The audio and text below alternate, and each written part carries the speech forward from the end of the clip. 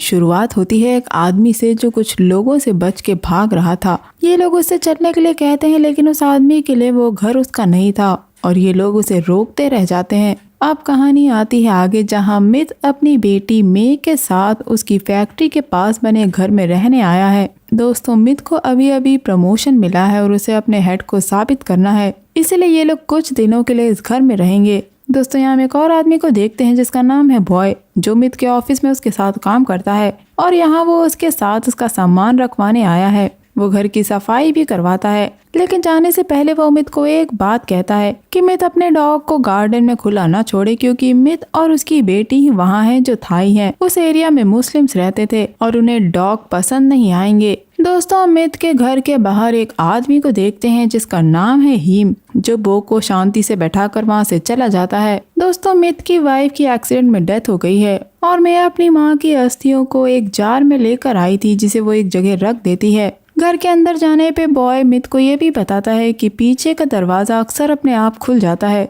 इसीलिए मित उसको किसी को दिखवा के सही करवा ले। दोस्तों, यहाँ मित की नजर घर के एक कोने पर जाती है जहाँ तालिस्मन लगे हुए थे और बॉय के जाने के बाद सारे घर से मित तालिस्मन नोच देता है और उन्हें कूड़े में फेंकने के लिए बाहर जाता है। जब वो देखता है कि उसका डॉग बो अजीब तरीके से घास में सूंघ रहा था, वो इसलिए क्योंकि वहाँ एक पक्षी मर गया था जिसे मित उठा के कूड़े में फेंक देता है। दोस्तों, मैं यहाँ आपको मित के बारे में एक बात बता दूं कि मित मेडिकेशन पे है और अक्सर वो अपनी दवाइयाँ लेते रहता है, जो कि मित के दोस्त ने उसे प्रिस्क्राइब करी है। लेकिन उसकी बेटी चाहती है कि उसका पिता डॉक्टर के पास जाके प्रॉपर ट्रीटमेंट ले। अब हो जाती है रात, जब मित सो रहा होता है, लेकिन लगभग 5 बजे के आसपास अजान होती है और तभी मित के सर में बहुत तेज दर्द होने लगता है। उसे एक बीप सुनाई देती है और अब जब मित पानी पीने के लिए फ्रिज के पास जाता है तो उसे कुछ आवाजें सुनाई देती हैं और वो बाहर कुछ लड़कियों को चलते हुए देखता है जो धुंधली सी दिखाई दे रही थी। इसके बाद मित वापस अपने बिस्तर पर आता है। जब हम पीछे दीवार पे उसकी परछाई देखते हैं, यहाँ मित तो सो जाता है लेकिन वो परछाई वैसी ही बैठी रहती है।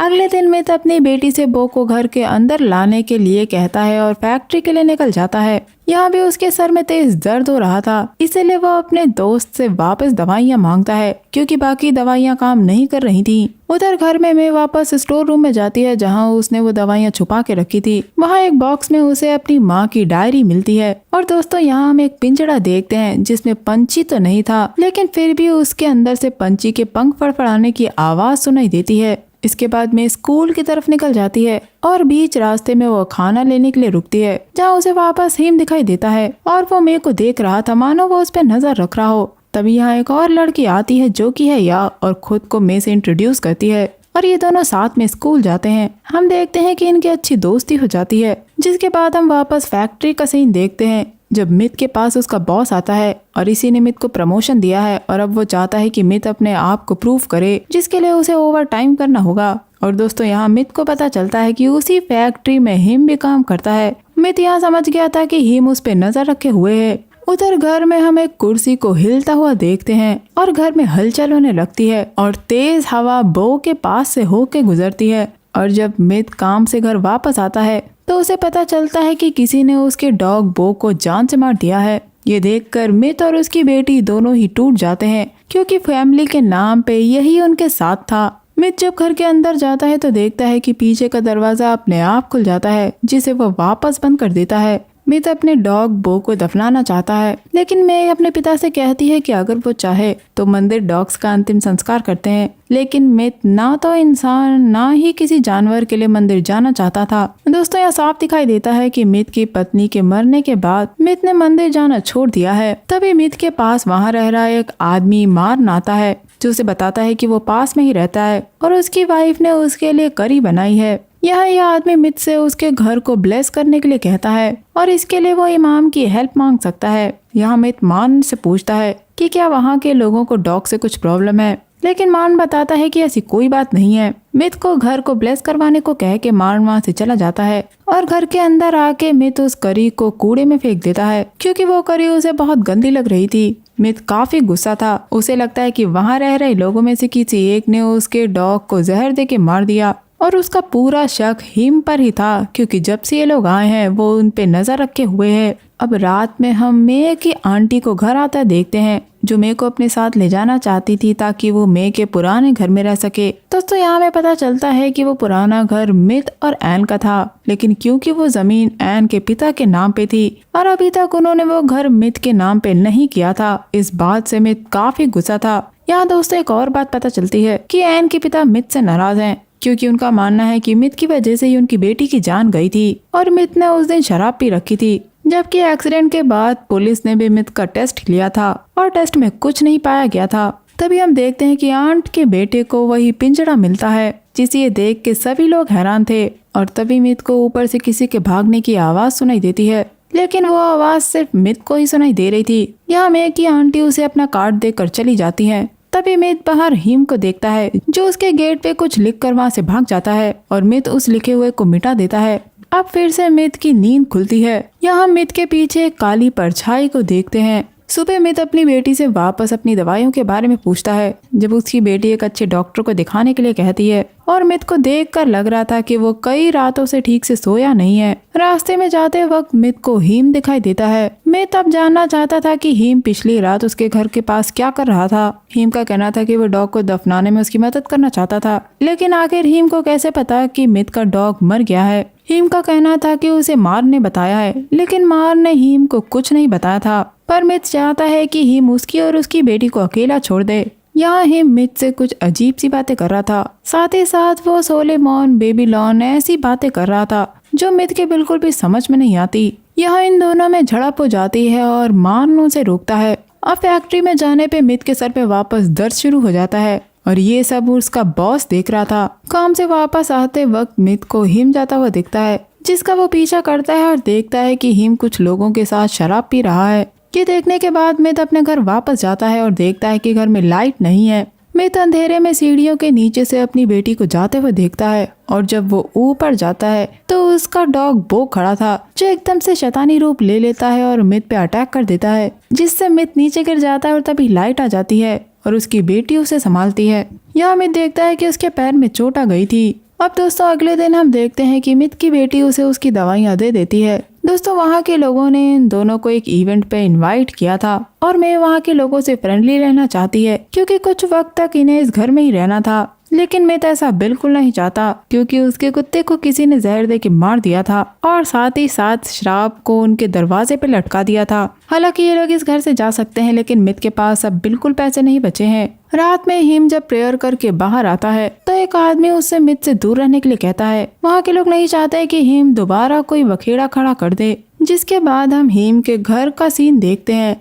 जहाँ वो कुछ एक्सॉर्सिज्म की वीडियो टेप्स देख रहा था। वहीं दूसरी तरफ घर पे मे और उसकी दोस्त या बातें कर रहे होते हैं। यहाँ मैं पास में बने मंदिर के बारे में पूछती है और या उसे बता देती है, क्योंकि वो अक्सर वहाँ जाया करती है। दोस्तों में देर रात तक काम कर रहा था और वो अपनी बेटी को कॉल मिला के घर के सारे दरवाजे बंद रखने को कहता है। तभी फोन पे मित को एक दूसरी औरत की आवाज सुनाई देती है और वो ड्रॉर में देखता है कि शराब की बोतल रखी हुई है। तभी अचानक से फोन पे एक औरत चिल्लाती है। मित को लगता है कि वो उसकी बेटी है, इसीलिए वो सारा काम छोड़ छाड़ के सीधे घर आता है और घर पे उसे उसकी बेटी पीछे के दरवाजे से भागती नजर आती है। और जब वो घर के पीछे की तरफ जाता है तो वहाँ कई लड़कियां काले कपड़ों में बैठी हुई थी, जो एकदम से मित की तरफ देखती हैं और उनके चेहरे नहीं थे, उनके चेहरे खोखले और काले थे।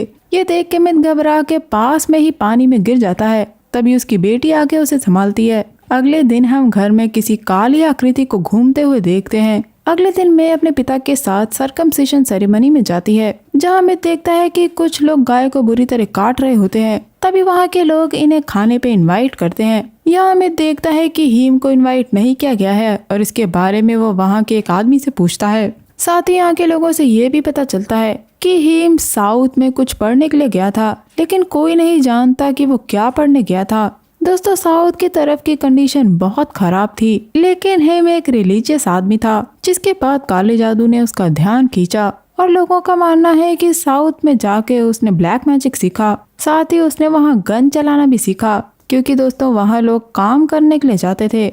यहाँ फिर से ये लोग मित से उस घर को ब्लेस करवाने के लिए कहते हैं। साथ ही वो ये भी कह के चेतावनी देते हैं कि घर के अंदर जो कुछ भी था मित उसे न फेंके। मित अपने पैर की चोट से खून आते देखता है और देखता है कि वहाँ के लोग उस पे हंस रहे थे, जबकि ऐसा कुछ भी नहीं हो रहा था। ये देखकर डर के मारे मित वहाँ से भाग जाता है और घर आके चिल्लाने लगता है कि वो ये घर छोड़ देगा, क्योंकि वो वहाँ के लोगों से परेशान हो गया था। सुबह सुबह की आवाज उसे परेशान कर रही थी। मित को विश्वास है कि हीम ने इन पर काला जादू किया है और उसी ने इनके कुत्ते पो को मारा है, क्योंकि वो पहले दिन से ही इन पर नजर रख रहा था और मित ने उसे शराब पीते हुए भी देखा था, जबकि मुस्लिम्स में शराब को अच्छा नहीं माना जाता।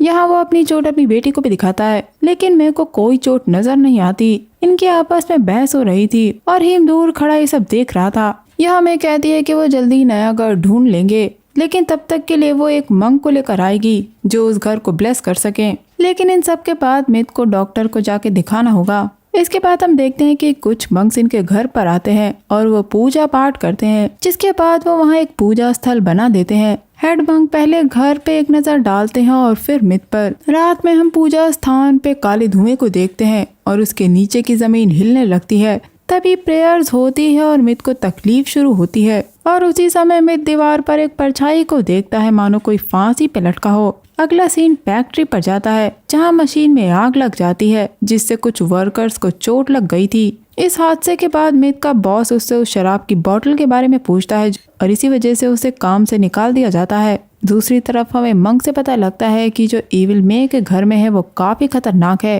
दोस्तों, हर घर अपने आप में कुछ यादें समेटे रहता है, चाहे वो किसी चीज की तरह हो, फीलिंग या फिर यादें। और दोस्तों, मे के घर पे एक जिन है। अब जब मैं अपने दोस्तों के पास जाती है तो उसे पता लगता है कि वहाँ के एक आदमी ने खुद को फांसी लगा के मार लिया है और मेघ का घर उस परिवार का हुआ करता था, लेकिन वो कई साल पहले अमेरिका चले गए। लेकिन आज भी उनके रिश्तेदार उस घर की देखभाल करते हैं। यहाँ मैं अपनी दोस्त या से भूतों के बारे में पूछती है। या बताती है कि मुस्लिम जिन्स पे यकीन करते हैं जो घर को प्रोटेक्ट करते हैं, और या मैं से हीम से मिलने को कहती है क्योंकि वो उसकी मदद कर सकता है। तभी इन्हें पता चलता है कि एक और आदमी ने फांसी लगा के खुद को मार लिया है। अब मदद के लिए मैं हीम के घर जाती है और उसे बताती है कि उसका पिता बीमार है और उसे लगता है कि हीम ने उस पे काला जादू किया है। यहाँ हीम साफ बोलता है कि उसने उस पे कोई काला जादू नहीं किया है और मदद के तौर पे हीम मे को उस घर से निकल जाने को कहता है। लेकिन मे को लगता है कि हीम ये इसलिए बोल रहा है क्योंकि उसे नॉन मुस्लिम्स पसंद नहीं है। लेकिन यहाँ हीम मे को बताता है कि उसके पिता ने तालिस्मन्स को फेंक दिया था, जो उसे नहीं करना चाहिए था, क्योंकि पहले वो घर एकदम कंट्रोल में था और अब लोग मर रहे हैं। इसीलिए हीम ने उनके दरवाजे पे दुआ लिखी थी, जिसे मित ने मिटा दिया था। यहाँ मे को हीम से ये भी पता लगता है कि उसके पिता को काम से निकाल दिया गया है। वापस आने पे मे को जमीन पे खून दिखता है। वो देखती है कि उसका पिता अपना पैर काट रहा है, क्योंकि वो चोट सिर्फ उसी को दिख रही थी। पर वो किसी तरह से अपने पिता को संभाल के उस घर से उसे निकाल ले जाती है और इनकी मदद करने के लिए हीम इन्हें कार में बैठा के साउथ की तरफ ले जा रहा था। लेकिन मित को हीम पर बिल्कुल भी विश्वास नहीं था। मित जिन के बारे में जानना चाहता था। थाई लोग जिसे क्वान बुलाते हैं, यानी कि गार्डियन, या फिर आप उसे हाउस स्पिरिट बोल सकते हैं, वो सब जिन्स होते हैं। अच्छे जिन्स इंसानों की मदद करते हैं, लेकिन बुरे इंसानों को बर्बाद कर देते हैं, खासकर उन्हें जिनका दिमाग कमजोर हो। यह मित कहता है कि उसे पता नहीं था कि भूतों का भी रिलीजन होता है। दोस्तों, हीम इन्हें अब जैनब के पास लेके जाता है और हीम जैनब से मदद मांगता है, लेकिन जैनब कहती है कि अब उसने ये काम छोड़ दिया है, वो अब विच डॉक्टर नहीं है। यहाँ हीम जैनब को बताता है कि ये लोग उस घर में रहने आए हैं और यहाँ जैनब को पता लगता है कि मित ने वो तालिस्मन्स हटा दिए हैं, जिसकी वजह से जिन वापस लोगों को मार रहा है। यहाँ जैनब से हमें पता लगता है कि प्रॉब्लम वो घर नहीं है, बल्कि मित का दिमाग है, क्योंकि मित के हिसाब से उसने अपनी पत्नी को मार दिया है और यही चीज उसके दिमाग पे हावी हो गई है, जिससे वो कमजोर पड़ गया और जिन ने उस पे कब्जा कर लिया। तभी हम देखते हैं कि मित पजेस्ड हो जाता है और उसके अंदर का जिन कहता है कि वो मित को जिंदा नहीं रहने देगा। यहाँ जैनब किसी तरह जिन को उसके शरीर से निकाल देती है। अभी के लिए तो जैनब ने मित को आजाद करवा दिया, लेकिन मित का दुख ही उसका श्राप है। उसे अपनी पत्नी की मौत के सदमे से बाहर आना होगा और इन लोगों को जितनी जल्दी हो सके वो घर छोड़ना होगा, क्योंकि जैनब इनकी कोई मदद नहीं कर सकती। ये लोग वापस बैंकॉक जा रहे होते हैं, जब रास्ते में मैं अपनी माँ की स्केच बुक दिखाती है और अपने पिता को बताती है कि जिस दिन उसकी माँ मरी थी उससे पहले उन्होंने एक स्केच बनाया था और वो था मित का, जिसे देखकर मित टूट जाता है, क्योंकि उस दिन वो दोनों बहुत खुश थे। लेकिन वापस आते वक्त इनका एक्सीडेंट हो गया, जिसमें उसकी पत्नी की मौत हो गई। जिसके बाद मित अपने बैंकॉक वाले घर पर जाता है, जहाँ उसे पता चलता है कि मे की आंट ने वो घर बेच दिया है। इनके पास रहने के लिए अपना यही घर था और ये भी इनसे छिन गया, जहाँ मे ने अपने बचपन को जिया था। कोई रास्ता ना होने की वजह से ये लोग फैक्ट्री के पास वाले घर में वापस जाते हैं। तभी हम धरती के नीचे से हलचल होता देखते हैं और पूजा स्थल पर दरार आ जाती है। मौसम बदलता है और जोर की हवा चलने लगती है। हम देखते हैं कि एन की अस्थियों का जार टूट जाता है, जिसे देखकर मित काफी रोता है और अपनी पत्नी की फोटो लेके पीछे के दरवाजे से बाहर चला जाता है। और जब मैं सामान पैक करके वापस आती है तो अपने पिता को ढूंढने लगती है। तभी घर पे हीम और ज़ेनब आते हैं, जो तुरंत मित को ढूंढने के लिए कहते हैं। घर के अंदर ज़ेनब प्रेयर्स पढ़ के सब कुछ रोक देती है। घर के पीछे जाने पे मे को उसका पिता दिखता है, जिसके सामने उसकी पत्नी की आत्मा खड़ी थी। लेकिन वे अपने पिता को एहसास दिलाती है कि वो उसकी माँ नहीं है, वो मर चुकी है। मित को ये एहसास होते ही उसकी पत्नी की आत्मा गायब हो जाती है। यहाँ मित को अपनी पत्नी के साथ बिताए हुए अच्छे पल याद आते हैं। तभी उसे जमीन से एक चेहरा बाहर आते हुए दिखता है, जिसे देखकर वो काफी डर जाता है। उधर पूजा स्थल पर वो जिन अपने असली रूप में आता है और वहाँ खड़ा था वही आदमी जिसे हमने मूवी की स्टार्टिंग में देखा था, यानी कि कादिर, जो ज़ेनब को ऊपर हवा में उठा देता है। तभी हीम उसी खंजर को जमीन में गाड़ देता है, जिस खंजर को कादिर ने स्टार्टिंग में पकड़ा था और ये हीम को मे के घर के अंदर से मिला था, जो उस घर की जमीन में दफना दिया गया था।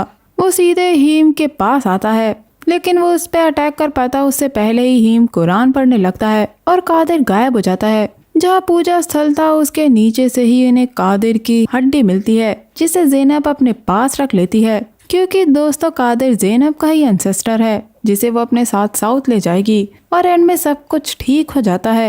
लेकिन तभी मित और मैं ऊपर से आ रही आवाज सुनते हैं, जो कि उसी पिंजड़े के अंदर से आ रही थी। और बस ये मूवी यही एंड हो जाती है। तो दोस्तों मैं आपको बताती हूँ कि हुआ क्या था। दरअसल पहले के ज़माने में थाई और मलेशियन लोगों में बनती नहीं थी, और थाई लोग मलेशियन लोगों से मजदूरों की तरह साउथ में काम करवाया करते थे और कादिर वही काम करता था। कादिर अक्सर लोगों के पोजीशन को ठीक किया करता था और ये बात उसके बॉस को पता लग गई थी, इसीलिए उसने कादिर पे नजर रखने को कहा था। लेकिन कादिर वहाँ नहीं रहना चाहता था, वो उस जगह से भाग जाना चाहता था और ये बात उसने अपने दोस्त मट को बताई थी। लेकिन मट के लिए वो जगह उनके घर से बेहतर थी, क्योंकि वहाँ उन्हें 2 वक्त का खाना मिल रहा था। और इसी लालच में मट ने अपने दोस्त कादिर को धोखा दे दिया और उसके भागने की बात बॉस को बता दी, जिसके लिए उसके बॉस ने कुछ आदमी को कादिर को पकड़ने के लिए भेजा था। और ये वही सीन था जो हमने मूवी की स्टार्टिंग में देखा था। लेकिन कादिर वापस नहीं जाना चाहता था, वो ऐसी जिंदगी जी के थक चुका था और उसके दोस्त मड ने भी उसे धोखा दे दिया था। इसीलिए कादिर ने उस खंजर के जरिए वहाँ की जमीन और उसको लेने वाले लोगों पे श्राप दे दिया